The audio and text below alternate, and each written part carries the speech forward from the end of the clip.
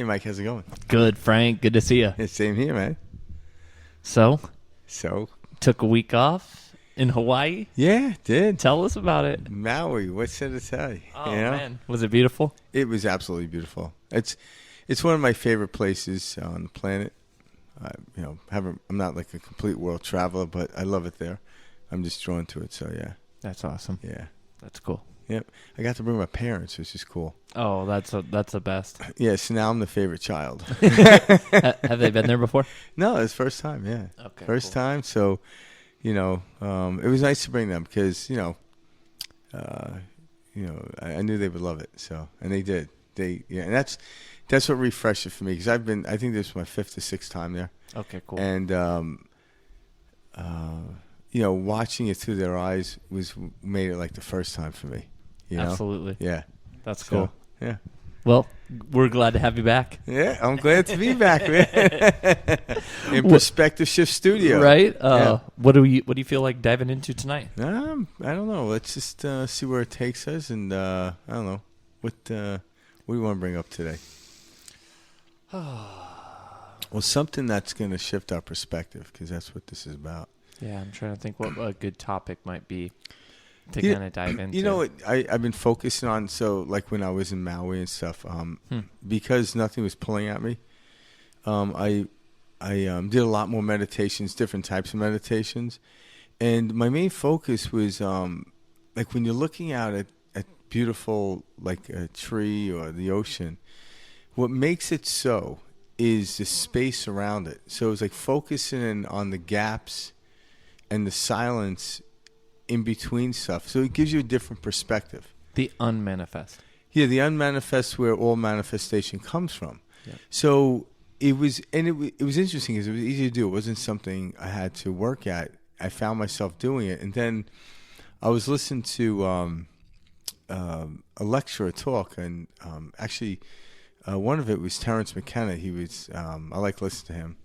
And he was talking about that, and he mentioned it was interesting because it was synchronistic, how he mentioned about the gaps and it was one of his talks. He was talking about it, and I found myself doing that even prior to him saying it, and not realize that's what I was doing.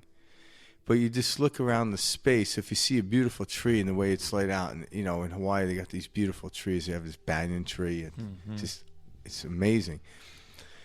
But you can only notice it because of the space around it. And in that particular tree, it's interesting because it's one tree. But when you go into the park, it's like a park there in Lahaina, it looks like you're in a mini forest.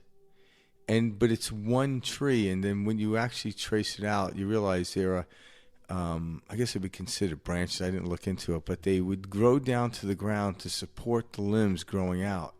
So when you actually follow from the main trunk of the tree, the base of it, it is one tree, but you feel like you're in this forest. And to me, it's just amazing because you don't see that too many places, But you can only notice it if you notice the space around it. And that's kind of where I was. And it was kind of like I was on this major high when I was there. And I don't know if it's Hawaii does that or, well, it's the excuse I give it. Of course. Yeah, it really is, because it is our consciousness allowing us to do it. And for me, going to a place like Hawaii or any place that's near the water, or even when I go to Sedona, it allows me to let go of attachment. And so I give it the excuse like, well, Maui's my favorite place, but, it's my permission slip to allow myself to feel the peace. Yeah, a major peace. Yeah, the silence. Yeah, it didn't matter what happened, what went on. He was just like, yeah, it's like, this is cool. It's funny you talk about that space. That's totally the trick of this whole thing, and I know what you mean. This last week, so it started to get cold here in Arizona. Frank's laughing because he's from New York. Yeah. But, it was 45 degrees this morning. I've been out here long enough to where I know what you're talking about. I was cold. Yeah. I was born in Arizona, so cold to me is anything south of 70 degrees. Yeah. And so 45 degrees, this morning. I remember being outside, and just thinking about, 2 weeks ago or 3 weeks ago, it was in the 90s, at Yeah. that same time. And it was so weird because I could feel that space that you're talking about within the weather. I was like, nothing has changed, but just the feeling of the space around me has changed. Yeah. And, the way and how funky weather is. It is because, it's interesting. Whether it's hot or cold, it's the same thing. It's frequency vibrating movement. The only you can feel the frequency. Yeah, the only difference between hot or like say 90 degrees and 45 degrees is degrees themselves. But it's the same thing. And a lot of times people think cold and hot are opposites, but they're not. They're just different in degrees. They have different polarities to it. But it's one thing. It's a frequency movement. Obviously, when we call a higher degree, it's the frequency is moving at a faster pace, creating more turbulence and what we call heat, friction. And then when it slows down, it's still creating friction, but not as much to where it generates the heat comparative to a 90 degree opposed to 45. So when you start looking at it, we often say it's opposite, but it's the same thing. It's just a different degree of the same thing. So even in the laws or principles of polarity, they're not opposites. They're just different degrees of the same thing. So like if you take hate and love, they're the same thing. It's just a different degree of field of energy. They're not opposites. They're just different degrees. And the further or the less dense and movement you get away from what we call love would be the higher frequency, you're feeling it. Just like, if you're in a nice 85 degree weather and it jumps down to 30 below, you're feeling it. But 30 below is still creating heat. It's funny you say but that. Not the level. What is it? There's no such thing as cold. There's only an absence of heat.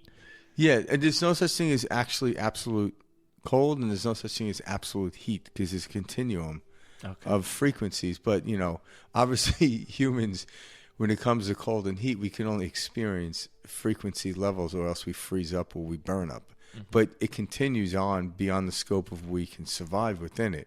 That's why, roughly 72 degrees is known to man as the most comfortable. That's funny. But Arizona, that's cold. 72 degrees. Hey, I'm freezing. Right? Seriously, I know what you mean. That's going to have a flannel on. But it's the dry. So it's funny they call it dry heat.